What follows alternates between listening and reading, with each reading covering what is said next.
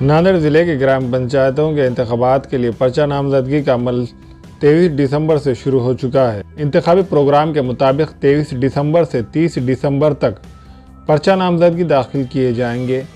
31 दिसंबर को फार्मों की जांच पड़ताल की जाएंगी और 4 जनवरी को दोपहर 3 बजे तक फार्म वापस लेने की मोहलत दी जाएगी। इसी तरह 18 जनवरी को वोटों की गिनती के बाद नताइज जाहिर कर दिए जाएंगे।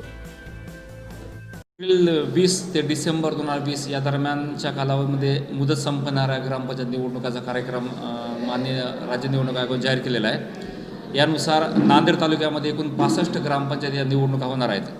त्यामध्ये 23 पासून नॉमिनेशन फॉर्म भरण्याची प्रक्रिया सुरू करण्यात आलेली आहे। त्यात 23 ते 30 हा कालावधी नॉमिनेशन फॉर्म भरण्याचा असणार आहे। 31 तारखेला नामनिर्देशन पत्र छाननी होणार आहेत।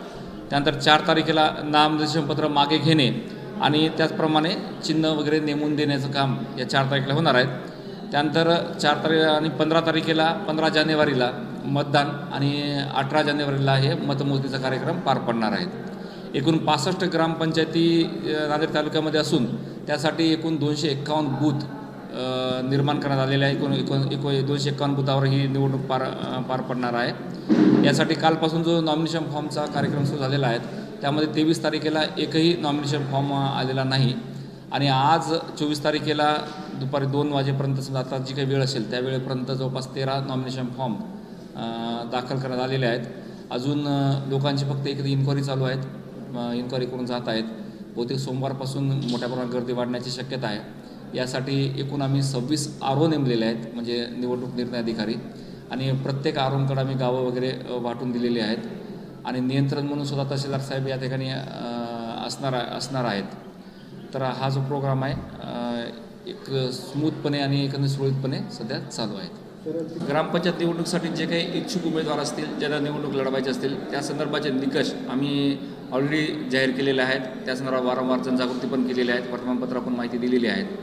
अलीकडेच नाही का 5 मार्च 2020 या दिवशी राज्य शासनाने एक अधिसूचना जाहीर केलेली आहे।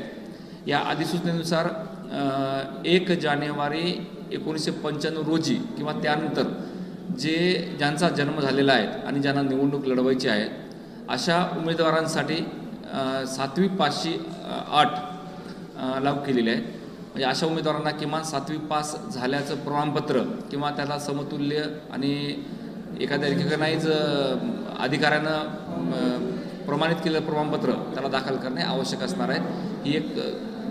हा एक बदल या निवडणुकीमध्ये पाहायला मिळतो।